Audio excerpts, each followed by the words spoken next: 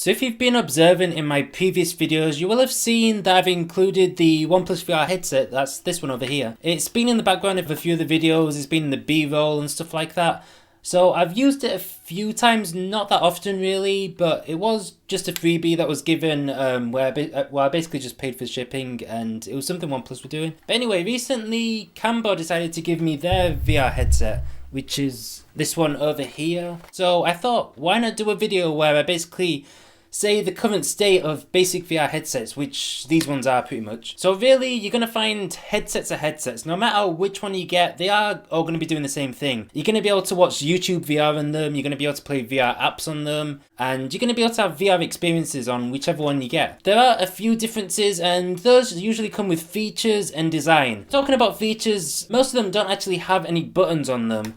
Whereas some of them just have a few extra things such as lens adjustments and stuff like that, which this one can actually go forwards and backwards as well as left and right. The OnePlus one can only just adjust left and right pretty much. So you're going to get different levels of functionality depending on how much you pay and stuff. Another thing is how you get your phone in. So for example, this one's got a magnet on the front, you lift it up and you put your phone in here, and you close it up again. But with this one, you have to slide your phone in like that pretty much. And there's also some differences with, for example, how you access the camera. So with this one, there's actually a flap that you take off, and you can basically have the camera come through there or there, whereas the OnePlus one is just open. So overall, which one you want to get is kind of dependent on what your preferences are really. I mean, I prefer this design just because you can lift it up, and for example, if you get a message or you get a phone call or anything, or you just want to basically quickly use it, you don't have to take the phone out, you can just basically use it and then close it again. But really, the biggest problem with most of these headsets is actually controlling the phone that's inside them. So that's why these things came about. These are remotes that you can basically use to control your phone while they're in the headset. So Google and Samsung have also made their own remotes, which are actually a lot better than this one. They're motion sensitive,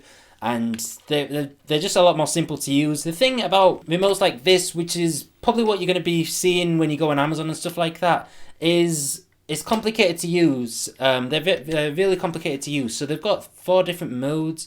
I mean, I'm talking about this one in particular, but I think most of them are the same. So this one's got 4 modes in particular that you can use. Really, it's just really confusing. They're supposed to be for different scenarios, but I found that they are just kind of hit and miss. So for example, the one that works for games doesn't always work as it should in games and stuff like that.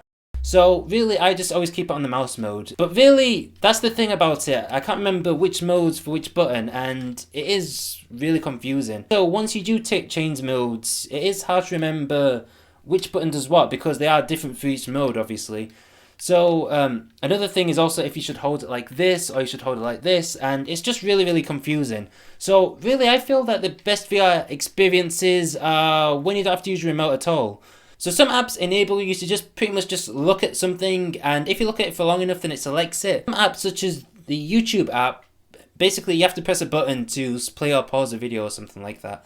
And it's not really made for these types of VR headsets. It's made for something like the Google Cardboard, which has this kind of metal flat button thing in it. So really with VR, if you go in with a basic headset and a basic remote, there's a lot of inconsistency. You're going to be able to do some things in one app that you're not going to be able to do in another app. And if you're just going in there for the experience of maybe playing a VR game or just watching one video, then it's going to be fine. But if you're doing this for a long time and you're going between apps and basically you're going between videos and you just want to watch a lot of content on it, basic VR headsets might be a bit of a pain. So Google's official solution for this is Daydream, as I kind of hinted before. And Daydream is basically this full VR experience where it's an app that you go into pretty much, I think it opens as soon as you put your phone in the Daydream headset, which is actually the only headset that you can use Daydream with. I think there's going to be some more headsets coming out in the future that are Daydream enabled, but for now, it's just that headset. So if you have a Daydream phone and you have a Daydream headset, you're going to be able to put it in and it's going to open up this kind of Daydream app. And what this app does is it pretty much provides a user interface for Daydream. So the remote that comes with it is actually motion controlled, and you can just point to whatever you want and just select the things that you want. So pretty much, this is kind of the best experience that you're going to be getting with VR. It's one where you don't have to be going in and out of VR, and you don't have to be messing around with basically different modes and pressing different buttons to see which one works and stuff like that. You can just put the headset on and just pick up the motion remote and just use it. But there is an experience that you can get that's close to that, though not as good. You can get that through an app called Full Dive. And what Full Dive is for starters, you don't have to use your remote with it. You can just basically look at things, and if you look at them for long enough, it selects it. You can choose actually between using a remote or just looking at things. So within the app, you can do stuff like watch videos. You can get VR apps, which you do have to come out of the app to actually install them. But once they're installed, you can jump between different apps. You can just do a whole lot of things on it, and it's actually a really, really great app.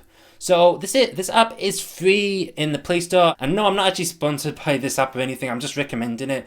If you're going to be doing VR on phones, just use the Full Dive VR app, because it will just save you a lot of time and you don't have to be going in and out of VR mode and stuff. You also want to make sure that you can plug in earphones or headphones if they're not Bluetooth. And most of these headsets actually let you do that. So on this one, there's a little slot in either side where you can basically plug in headsets. On the OnePlus headset, there's just basically an opening there where you can just plug in your earphones. So most of these headsets do have you covered, but there is something that you should be checking for just in case they don't. And when it comes to the reliability of using VR on your phone with basic headsets, I mean, the headsets don't really influence it, but from my experience with VR, stuff just kind of works. When you're looking around, it moves around in real time. There's no lag of anything.